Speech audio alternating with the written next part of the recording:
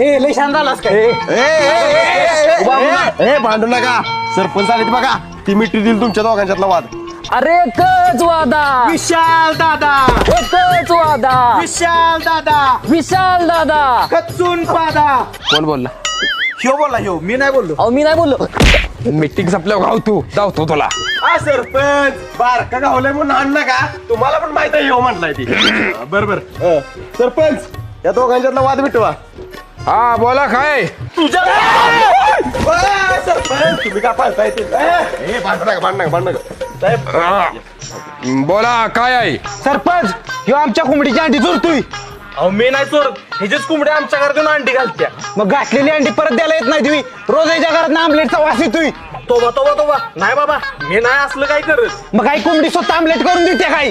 अरे सकाळ ह्याची कोंबडी तुझ्या घरात येऊन अंडी घालते तर ह्याची याला अंडी द्यायचा की परत? अहो मी कसं